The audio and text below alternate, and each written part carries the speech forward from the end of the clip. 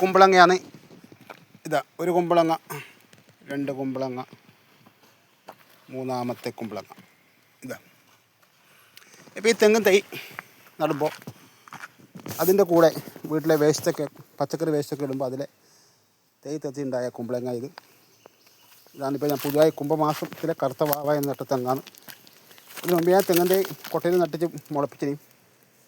ഇപ്പോൾ അത് നട്ടത്. അപ്പോൾ ഇതാ ഇതിൻ്റെ കീഴിൽ 3 കുമ്പളങ്ങയോളം അതിനകത്തുണ്ട്. ഇതിപ്പോൾ ഉണ്ടോ, ഇത്ര വലിപ്പമുണ്ട്. ഇതാ ഇത്ര വലിപ്പമുണ്ട് കേട്ടോ. ഇതാ ഒന്ന് മുകളിലുണ്ട്. ഞാനിപ്പോൾ കുംഭമാസം നട്ട തെങ്ങാണ്. ഈ തെങ്ങിൻ്റെ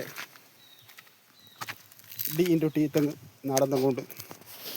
അപ്പോൾ ഈ സ്ഥലത്ത് ബാക്കിയെല്ലാം ഗുരുവായൂരിലില്ല കദളിപ്പഴമാണ്. ഇവിടെ ഇല്ലേ കദളിപ്പഴം, ഇല്ല കദളി പഴയതൊക്കെ. ഇത് മൈസൂർ പഴമാണ്.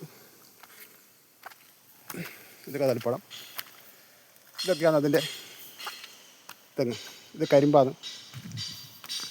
ഇതാ ഇതിൻ്റെ വളരമായിട്ട് ഗണപതിയിലേക്ക് വെക്കുന്ന കരിമ്പാണ്. ഇതിൻ്റെ കീഴിലും കദളിവാഴയും കരിമ്പാണ്. ഇതാണ് ചെറിയൊരു, ഇതൊരു 5 സെൻറ്റ് സ്ഥലം ഉണ്ടാവും, 5-7 സെൻറ്റ് സ്ഥലം ഉണ്ടാവും. അതിൻ്റെ അകത്തില്ല ബാക്കി താഴോട്ട് വേറെ സ്ഥലമുണ്ട്, അത് കൃഷി ചെയ്യാൻ വേണ്ടിയിട്ട്. കുംഭം, മീനം, മാടം 3 മാസത്തിൻ്റെ ഉള്ളിൽ ഉയർന്നു വന്ന ഒരു കൃഷിയാണിത്. അപ്പോൾ നിങ്ങൾക്ക് തോന്നും ഒരുപാട് സമയമൊന്നും വേണ്ട, കൃത്യമായി നമ്മൾ പരിചരിക്കുന്ന മണ്ണിളകിയ സ്ഥലത്തെങ്കിൽ 3 മാസം ധാരാളം മതി. ഇതിപ്പോൾ ഇത് നാടൻ തെങ്ങാണ്. ഇതൊരു തെങ്ങ് ഞാൻ കഴിഞ്ഞ വർഷം കൊട്ടയിൽ വെച്ച് പൊണപ്പിച്ചതാണ്.